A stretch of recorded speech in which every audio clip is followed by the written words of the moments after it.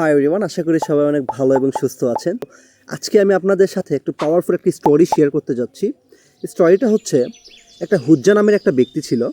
So হুজ্জা নামের ব্যক্তিটা একটা ল্যাম্পপোস্টের নিচে তাকে দেখা যাচ্ছে সে কিছু একটা খুঁজতেছে অনেকক্ষণ যাবত ধরে। সো আশেপাশের লোকজন দেখতেছে সে অনেকক্ষণ যাবত ধরে একটা বিষয়টা খুঁজতেছে, কিছু একটা খুঁজতেছে। তো তাকে হেল্প করতেছে আশা। অনেকক্ষণের লোকজনও খোঁজাখুঁজি করার পরে তাকে জিজ্ঞেস করতেছে যে না প্রথমে তাকে জিজ্ঞেস করে তোমার কি হারিয়ে গেছে বা কি হয়েছে এখানে। সে বলতেছে আমার একটা সোনার জিনিস হারিয়ে গিয়েছে। তো লোকজন তাকে হেল্প করতেছে জিনিসটা খুঁজে পাওয়ার জন্য। অনেকক্ষণ খোঁজার পরে লোকজনও হাঁপিয়ে ওঠার পরে তাকে জিজ্ঞেস করতেছে যে এক্স্যাক্টলি তোমার জিনিসটা একটু মনে করো তো, তুমি কোথায় হারিয়ে ফেলেছো বা কিভাবে এসেছো এখানে।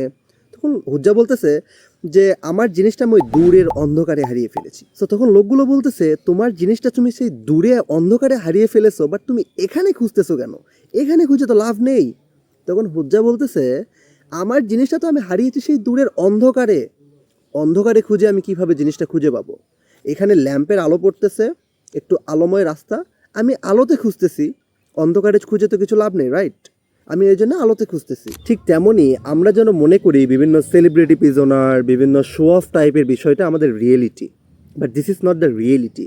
আমাদের আসল যে রিয়েলিটি, আমাদের আসল যে সুখ, সেইটা আমরা ওই অন্ধকার মনে করে ঢাকিয়ে রেখে আমাদের দুনিয়াতে যে লাক্সারিয়াস একটা শো অফ টাইপের টেন্ডেন্সি আছে না, এটাকে আমরা রিয়েল লাইফ মনে করে ওইটাকে আমরা আলোতে খুঁজে পাচ্ছি না। এই জন্যে এত সুখ শূন্যময় পৃথিবীতে আমরা বসবাস করছি।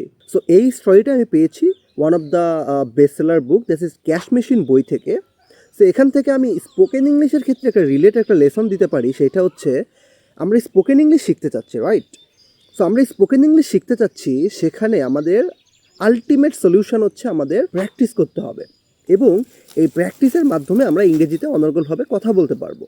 বাট আমাদের এই এত ইউটিউব ভিডিওস, আশেপাশে যত লার্নিং বিষয়গুলো আছে, সেখানে কি জানি শেখানো হয় যে কারেক্ট প্রোনাউন্সিয়েশন, এই টাইপ অফ ভোকাবুলারি না জানলে স্পোকেন ইংলিশে কথা বলতে পারবো না। সেই ওল্ড একটা পড়াশোনার একটা বিষয় যে মুখস্থ করতে হবে সব কিছু, রিয়েল লাইফ এনে প্র্যাকটিসের মেইন বিষয়টা হারিয়ে গেছে।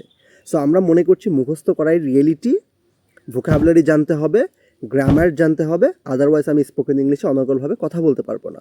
বাট রিয়েলিটি হচ্ছে আগে প্র্যাকটিস করতে হবে, আপনার যে নলেজ আছে সেটাকে ইমপ্লিমেন্ট করতে হবে, otherwise you can speak in English fluently. That is the main reason. আপনি ওই টাইপ অফ কোর্স করেন, ওই টাইপ অফ বিষয়গুলো আপনার আয়ত্তে নিয়ে আসেন, আপনার রিয়েলিটি, আপনার এনভায়রনমেন্টটা ক্রিয়েট করেন যেখানে প্র্যাকটিস হয়, লার্নিংয়ের পাশাপাশি প্র্যাকটিস হয়। মুখস্থ বিদ্যা মাথা থেকে একদম সরিয়ে ফেলেন, তাহলেই আপনি ইংরেজিতে অনর্গলভাবে কথা বলতে পারবেন।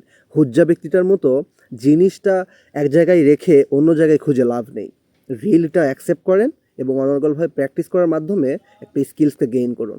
আসসালামু আলাইকুম।